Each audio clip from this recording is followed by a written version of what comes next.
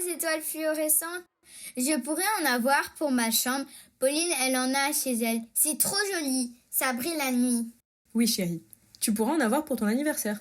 Mais elles ne sont pas fluorescentes, ces étoiles. Elles sont phosphorescentes. Ce n'est pas la même chose. Ah bon? C'est quoi la différence? La fluorescence, c'est quelque chose d'instantané. Imagine que tu allumes une lampe sur un objet fluorescent. Eh bien, dès que la lumière de ta lampe touche l'objet, il va briller immédiatement. Mais dès que tu éteins la lampe, l'objet s'arrête de briller. En réalité, la fluorescence est due à des molécules qui absorbent la lumière, puis la réémettent directement. La phosphorescence, c'est un processus plus lent. C'est pour ça que les étoiles phosphorescentes sur ton plafond ne s'éteignent pas tout de suite quand tu éteins la lumière. Là aussi, ce sont des molécules qui absorbent la lumière, mais elles arrivent à stocker cette énergie lumineuse et elles la relâchent petit à petit. Et toi, tu étudies quoi au labo? Moi, j'étudie des molécules fluorescentes. Il en existe plusieurs familles et de plein de couleurs différentes. C'est ce qu'on appelle des fluorophores. Oh, c'est rigolo comme nom. Et ça sert à quoi? Ça peut servir à plein de choses. En gros, ça aide les scientifiques à étudier des choses que l'on ne pourrait pas visualiser autrement. Je t'ai déjà expliqué que ton corps était constitué de milliards de cellules qui lui permettent de fonctionner correctement. Eh bien, les fluorophores, ce sont comme des petits marqueurs qu'on met dans les cellules et qu'on fait briller pour pouvoir les étudier au microscope. Moi, au labo, je fabrique des fluorophores qui permettent d'étudier comment tes cellules réagissent face à une maladie.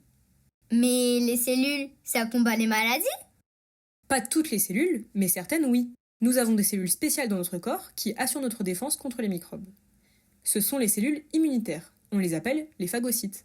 Phagocytes, ça vient du grec phago, qui veut dire manger, et cytos, qui veut dire cellule.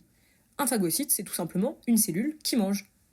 Mais du coup, c'est une cellule qui mange les microbes? Exactement. Quand une bactérie vient attaquer ton corps, les phagocytes vont l'attraper et la manger.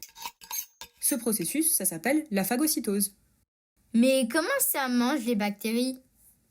En fait, les bactéries portent des marqueurs spéciaux sur leur surface qui sont différents de ceux présents sur nos propres cellules, indiquant que ce sont des intrus dans notre corps.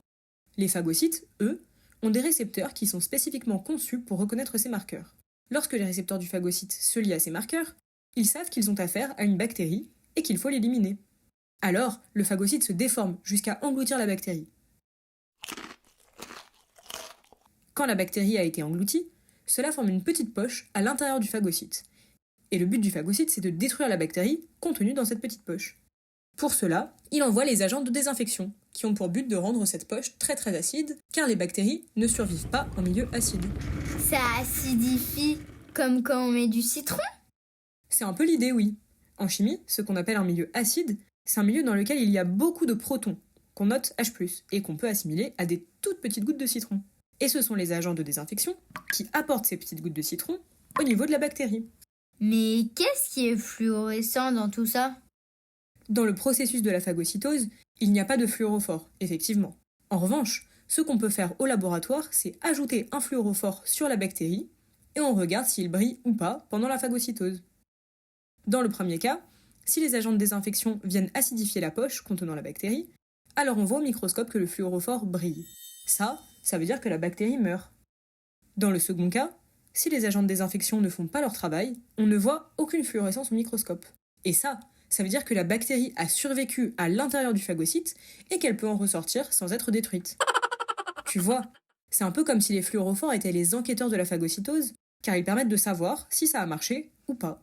Mais le fluorophore, il brille pas tout le temps? En fait, sa fluorescence est déclenchée grâce à l'acidité. Le fluorophore n'est pas fluorescent initialement, mais lorsque les agents de désinfection apportent les gouttes de H+, alors il peut les attraper et ça le fait devenir fluorescent.